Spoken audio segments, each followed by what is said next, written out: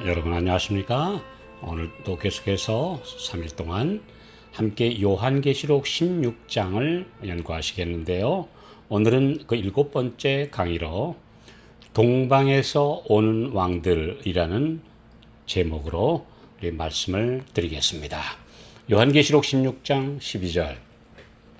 또 여섯째가 그 대접을 큰 강 유브라데에 쏟음에 강물이 말라서 동방에서 오는 왕들의 길이 예비되더라. 앞서 연구한 대로 유브라데 강이 마르는 것은 바벨론 멸망의 날 일어난 역사적 사건이었으며, 이 당시 동방에서 오는 왕은 메디페르시아의 고레스 대왕이었습니다. 그렇다면 유브라데 강, 곧 온 세상의 지지와 종교연합 및 세계 정부의 수립으로 가던 흐름이 갑자기 끊어지는 때에 등장할 동방에서 오는 왕들은 누구를 상징한 것일까요? 이사야 41장 25절. 내가 한 사람을 일으켜 북방에서 오게 하며 내 이름을 부르는 자를 해돋는 곳에서 오게 하였나니. 고레스는 바벨론의 포로로 잡혀가 있는 유대인들을 70년 만에 귀환령을 내려 본국으로 돌아가게 한 왕입니다. 그는 위대한 구원자의 역할을 했으며 바벨론을 격파하고 승리자로서 당당히 입성해 하나님의 백성들이 그리도 영원하던 고국으로 갈 수 있도록 칙령을 내린 왕입니다. 그는 예언의 성취를 위해 하나님이 쓰신 일꾼이었습니다. 이사야 45장 1절. 나 여호와는 나의 기름받은 고레스의 오른손을 잡고 열국으로 그 앞에 항복하게 하며 열왕의 허리를 풀며 성문을 그 앞에 열어서 닫지 못하게 하리라. 이사야 45장 4절.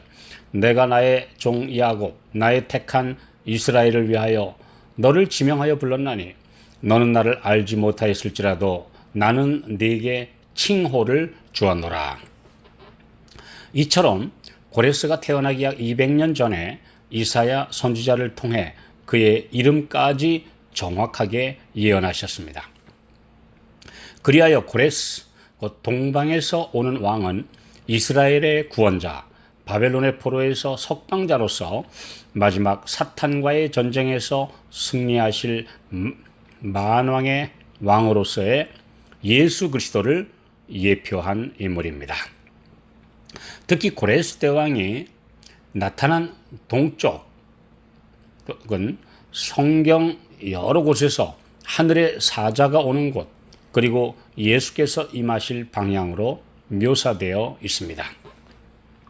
계시록 7장 2절. 또 봄에 다른 천사가 살아계신 하나님의 인을 가지고 해 돋는 데로부터 올라와서. 마태복음 24장 27절. 번개가 동편에서 나서 서편까지 번쩍인 같이 인자의 임함도 그러하리라. 에스겔 43장 2절. 이스라엘 하나님의 영광이 동편에서부터 오는데 하나님의 음성이 많은 물소리 같고 땅은 그 영광으로 인하여 빛나니. 누가복음 1장 78절. 이로써 돋는 해가 위로부터 우리에게 임하여. 그러므로 동방에서 오는 왕들은 마지막 선과 악의 군대가 접전을 벌이는 아마겟돈 전쟁에서 승리하실 예수 그리스도와 그분의 하늘 군대인 천사들을 상징합니다. 배도한 종교 세력이 삼중 동맹을 맺어 세상의 왕들까지 모아 하나님의 성도들을 진멸하려고 하는 최후의 전투가 벌어지기 전에 먼저 승리하실 하늘의 군대를 묘사한 말씀입니다. 계시록 19장 11절 14절. 또 내가 하늘이 열린 것을 보니 보라 백마와 탄 자가 있으니 그 이름은 충신과 진실이라. 그가 공의로 심판하며 싸우더라. 하늘에 있는 군대들이 희고 깨끗한 세마포를 입고 백마를 타고 그를 따르더라. 이와 함께 다니엘서의 마지막 예언에는 바벨론 세력을 상징하는 북방 왕이 동북에서 오는 소문을 듣고 번민하여 분노할 것이라고 예언했습니다. 하나님의 백성들이 예수님이 오신다는 동방에서 오는 왕에 대한 복음을 온 세상에 전함으로 악의 세력이 분노하여 일어나 그들을 진멸하려 할 것이라고 말하고 있습니다. 계시록 12장 17절 용이 그 여자의 남은 자손 곧 하나님의 참 백성들에게 분노하여 싸우려고 한다는 말씀과 똑같은 예언입니다. 이런 마지막 대전투에서 사탄과 맞서 싸우시고 승리하실 대장은 우리의 구주이신 예수님이십니다.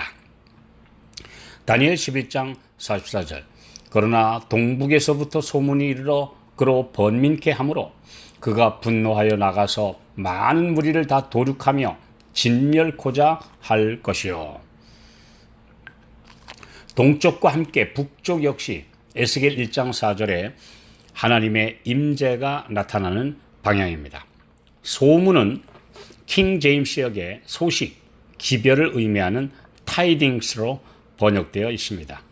이 소식은 계시록 14장 6절로 12절에 새 천사가 땅에 거하는 모든 사람에게 전할 영원한 복음의 소식을 의미하는데 이 소식은 성경의 복음을 요약한 것이며 특히 마지막 시대 사탄의 거짓 가르침과 타락한 종교들의 연합에 맞서 그들의 정체를 폭로하고 신실한 백성을 하나로 연합시키는 의의 복음이 땅끝까지 전파되고 있는 오늘날 시대를 가리키고 있습니다. 바로 오늘날입니다.